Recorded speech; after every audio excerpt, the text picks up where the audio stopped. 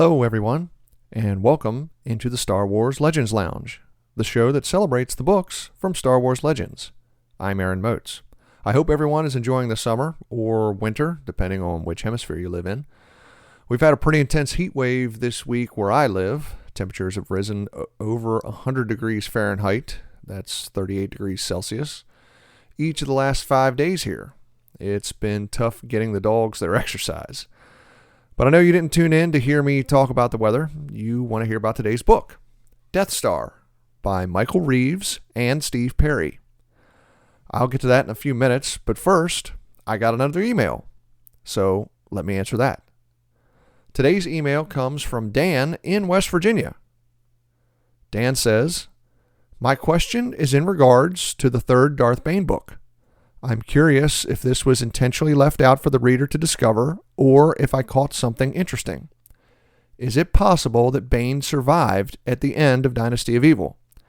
In the prologue, Bane's free hand trembles while he's holding his lightsaber. He relieves the pain by clenching and unclenching his fist. Fast forward to the last paragraph of the book, and Cognis sees Darth Zana doing the same thing. Is it possible Bane's essence transfer was successful? And if so, does this mean that many or even all the Sith Lords that followed, including Zana and Cognis, were Bane? If the transfer was successful, Bane could have potentially moved from apprentices throughout the entirety of the Star Wars timeline." That's a great question, Dan. First off, thank you very much for the email. This has become my favorite part of the podcast, interacting with listeners. So thank you.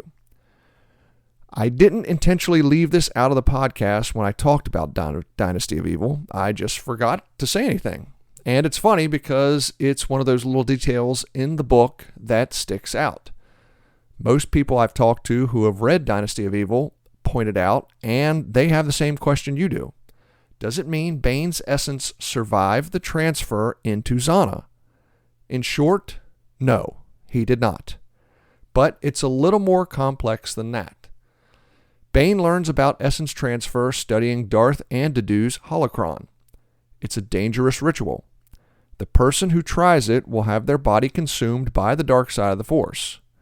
Most of the time in Legends, we see successful essence transfer happen into inanimate objects or a weak-minded supplicant, or a clone body designed specifically for that purpose.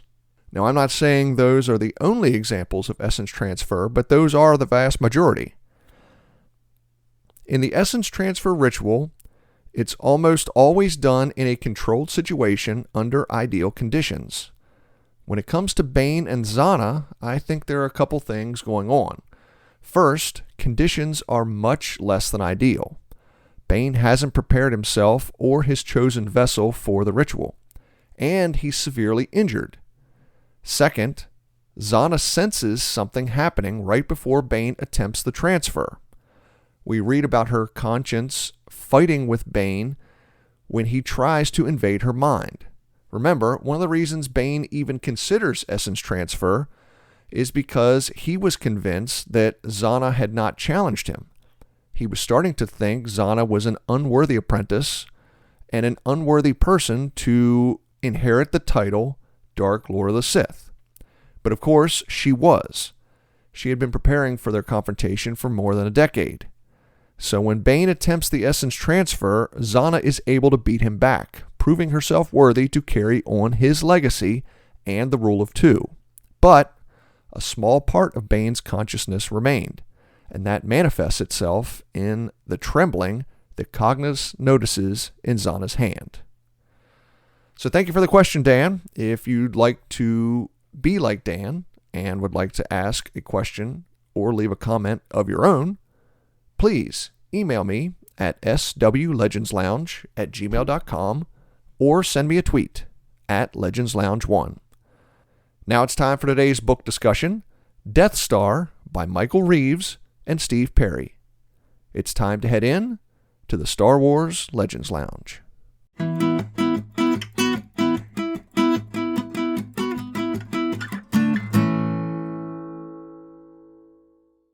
Death Star is written differently than other Star Wars Legends books, so I'm going to analyze it a little differently than I do with those books. The narrative is told through the eyes of 11 different characters.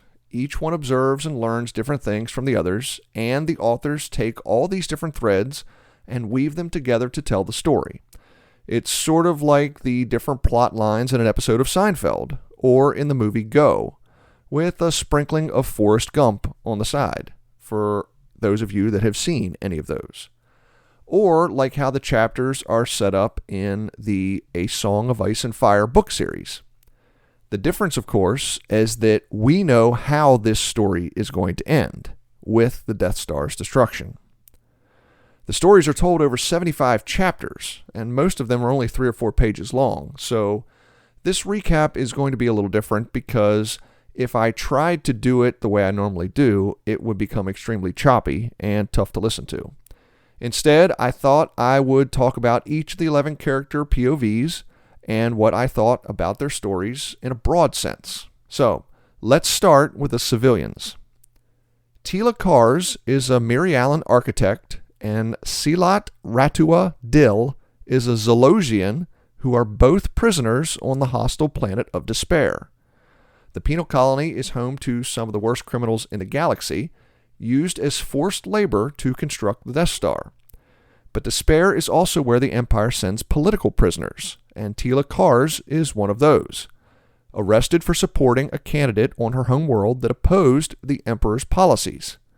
Lucky for Tila, her background as an architect is noticed early, and she's taken from Despair to help make the construction plans for the Death Star a reality.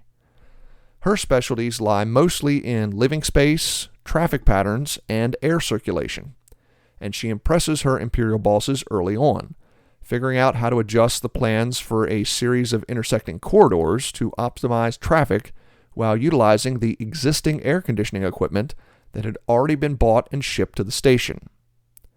Later in the story, Tila questions why a small thermal exhaust port is being installed below the main exhaust port along the Death Star's equatorial trench. Not because of the threat that we, the readers, know it to be, but because Tila argues it's placed in a bad spot to efficiently dissipate exhaust from the station's interior. During the last few months of construction, Tila starts dating a TIE fighter pilot, Lieutenant Villian Dance, another one of the POVs I'll talk about later. After the destruction of Alderaan, Tila joins a group that tries to escape the Death Star and join the rebellion. Silat Ratua Dil is another member of that group. The Zolosian smuggler is the guy other prisoners and some of the guards go to in order to get things on Despair. Dil has been in the penal colony for a long time, and he decides it's time to escape. The only place he can go is up to the battle station in orbit.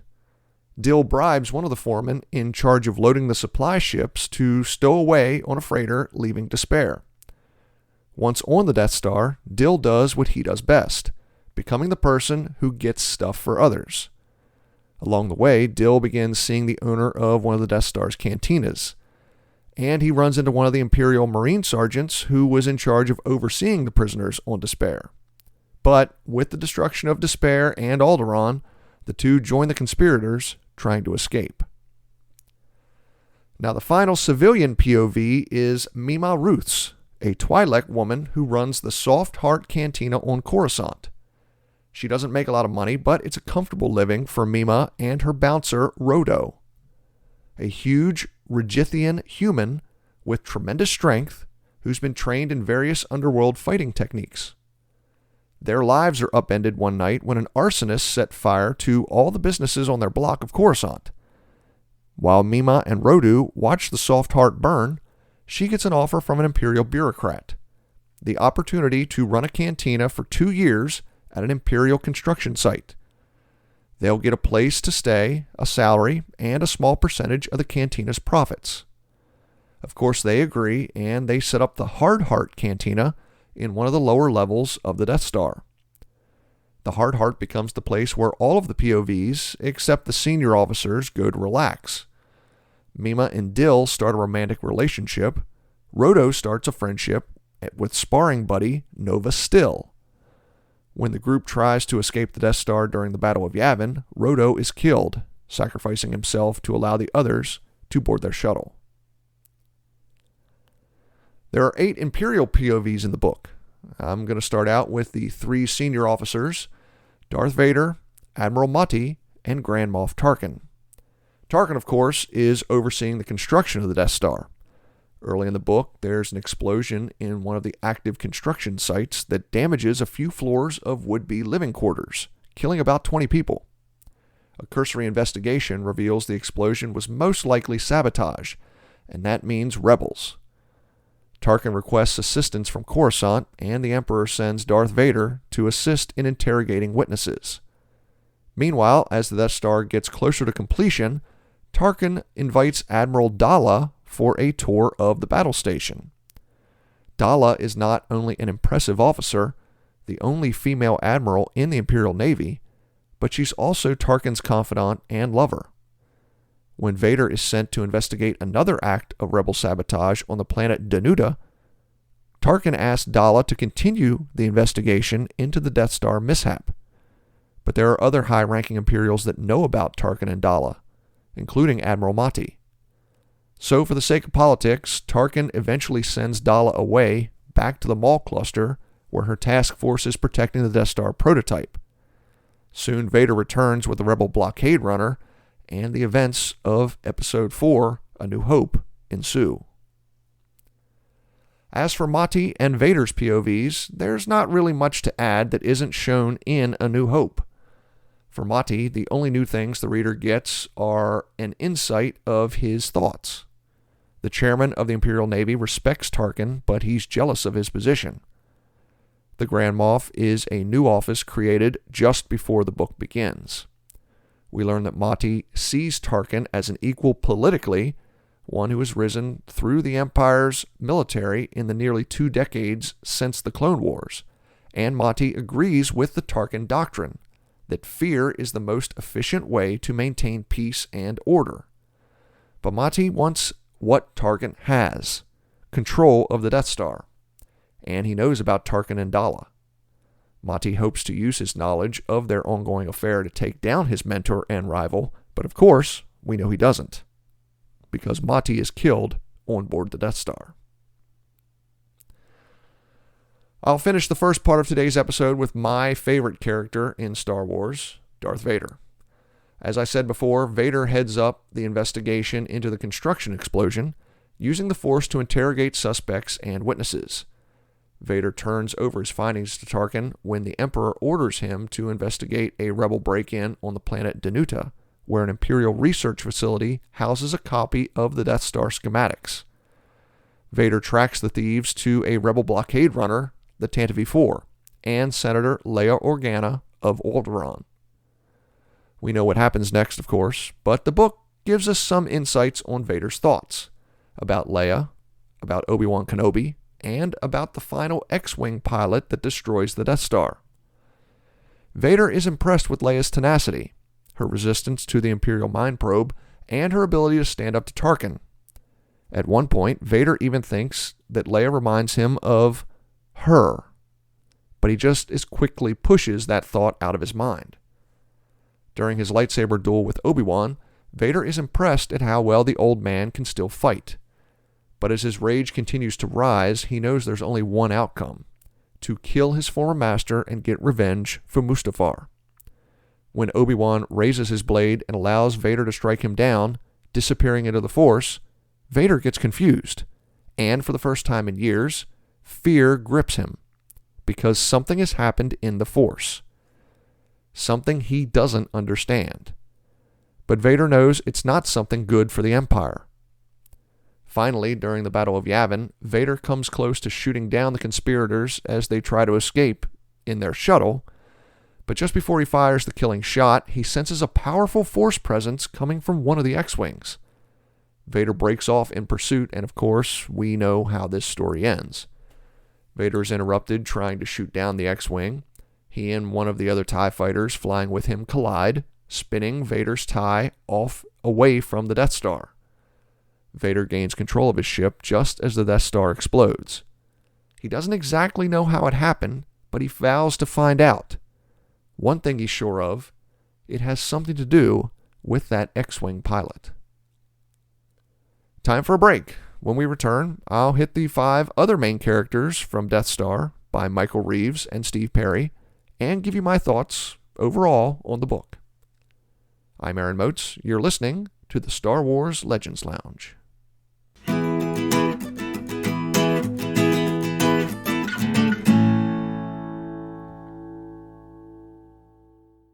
Thanks for listening to this episode of the Star Wars Legends Lounge, where we celebrate the books from the Star Wars Legends line. But allow me to take a moment and recommend a book from Star Wars canon. Lords of the Sith tells the tale of Emperor Palpatine and Darth Vader marooned on the planet Ryloth. The two must fight together against a Twi'lek army. But what's more dangerous to the two Sith Lords, the rebels or each other? Find out in Lords of the Sith by Paul S. Kemp.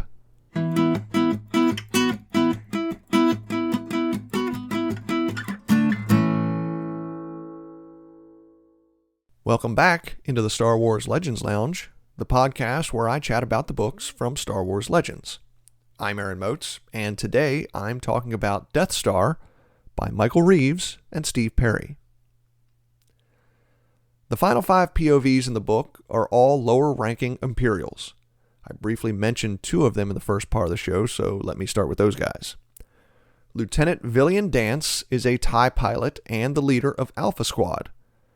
His previous flying record and his simulator scores put Dance as the 19th best TIE pilot in the entire Imperial Navy. Very impressive. His story begins with his squad ordered to stop a group of workers that have stolen a shuttle and are trying to flee. The shuttle can't outrun the TIEs, of course, and they have no weapons. Still, Dance and his squad are ordered to stop the shuttle, and if they can't, to destroy it. Dance gives the shuttle numerous warnings, but the prisoners refuse to turn their ship around. Finally, he blasts the shuttle, killing the fugitives. Following the incident, Dance starts seeing Tila cars, and even though they know the relationship won't last, the two have a lot of fun together. That is, until the rebellion learns about the Death Star and sends a task force to attack the station before construction is finished. The rebel force consists of 3 battlecruisers and about 500 fighters. But even though the Death Star isn't finished or fully operational, it greatly outguns the rebel forces. Dance is one of about 1,000 TIEs sent as a defensive screen. As they wait for the rebels to attack, the main Death Star gun fires. Now the blast is only 4% maximum, but it's more than enough to vaporize one of the rebel cruisers in an instant. The blast caused the rebel fighters to attack, but they don't take any shots at the TIEs as they try to fly through the defensive screen, saving all their weapons for the Death Star. The resulting fighter battle is a massacre, with Dance and the TIEs quickly wiping out the rebels. Dance destroys 10 rebels himself, making him a double ace. He's elated at first, but the more he thinks about the incident, the less he's proud of his accomplishments. Killing fugitives in an unarmed shuttle, and destroying 10 enemies that didn't even fight back. Still, Dance doesn't consider it desertion until the destruction of Alderaan. When the group steals a shuttle during the Battle of Yavin, Dance flies it through the battle, and after the Death Star explodes, he pilots the shuttle to the rebel base on Yavin 4. Sergeant Nova Still is an Imperial Marine and one of the head guards at the penal colony on Despair. He's also a martial arts instructor, an expert in Terras Kasi. One of the reasons Nova is so adept in hand-to-hand combat is his ability to anticipate his opponent's attacks, an ability he calls Blink. The reader, of course, knows that Nova is Force-sensitive, and that continues to play a part in his story. Nova gets transferred to the Death Star to help train Imperial troops. That's when the nightmares start. Nova dreams of battles, one of himself and a group of stormtroopers chasing a man and a Wookiee through the corridors of the Death Star, and another where he and a large man are fighting together against more than a dozen stormtroopers. Nova starts to fear sleep, and he seeks medical help. Eventually, with the help of the meds, Nova is able to get some rest, until, that is, the events of A New Hope. When Alderaan is destroyed, Nova falls unconscious in the shower, and he's found hours later by his bunkmates. His dream about chasing a man and a Wookiee through the Death Star comes true with Nova even helping the rebels escape. And his final dream comes true when he and the others try to desert during the Battle of Yavin. When the group is cornered by about a dozen stormtroopers in a hangar bay, Nova and Rodo jump into the middle of the Imperials, sacrificing themselves, but buying time for the others to escape. 10 Granit is an Imperial chief gunner and lifetime Navy man, and he takes pride in being the best gunnery chief in the Empire. Still, he's stunned when his request for transfer to the Death Star is accepted. 10 is one of 3 gunnery chiefs selected for the Death Star assignment, and his team is given the day shift. 10 is gung-ho about the opportunity. He's the man that takes all 5 shots the Death Star fires in the book. First, before the main weapon is even 50% operational, 10 vaporizes the rebel cruiser, using only 4% of the weapon's power. Shortly after that attack, Grand Moff Tarkin decides leaving the Death Star in orbit around Despair to be too much of a security risk. But before leaving the system, Tarkin wants to test the station's firepower against a planet, and he orders the Death Star to destroy Despair. At only 30% power, it takes 3 shots to completely destroy the planet, with an hour wait in between each shot, while the weapon recharges. But the first shot is more than enough to actually kill everything on the surface. 10 pulls the lever on all 3 shots, and his disgust grows with each. Because not only were there prisoners on Despair, but there were still Imperial troops and civilians, not to mention all the plant and animal life on the planet. Later, of course, 10 pulls the lever, firing the shot that destroys Alderaan, and he finds that terrifying. Killing rebels was one thing. Killing unarmed civilians was another, and not what he signed up for. Finally, 10 is the gunnery chief on duty again at the Battle of Yavin. He doesn't want to pull the lever, and silently pleads for something to happen before he has to. Luckily for 10 Granit, it does. Commander Aitor Wrighton is one of the top archivists in the Imperial Navy. He's named Death Star's chief librarian. But Wrighton is not like most high-ranking Imperials. He disagrees with most of the Emperor's policies and what the Empire stands for, but he's never really cared enough to try to do anything about it. However, what Wrighton's done throughout his career is gather information, and after he retires, Wrighton plans to write a book with a lot of dirt. When Alderaan is destroyed, Wrighton is the one who comes up with the plan to defect. He intends to be on the shuttle the group steals, but when the plan goes awry, Wrighton stays behind to grant the shuttle clearance to escape. Once the ship leaves the medical hangar bay, Wrighton waits in his library to be arrested. The final POV is Captain Uli Divini, a member of the Imperial Surgical Corps who was drafted into service. Uli hates being in Imperial service. He's tried to leave several times, but the stop-loss program forced him to stay, shipping him to various medical facilities throughout the Empire. Uli works on several of the workers injured in the first rebel sabotage attempt, and is part of the 3-person surgical team that works on Admiral Dala later in the book after her ship is attacked. Uli also helps Nova Still when the Marine Sergeant tells Uli about the problems he's been having sleeping.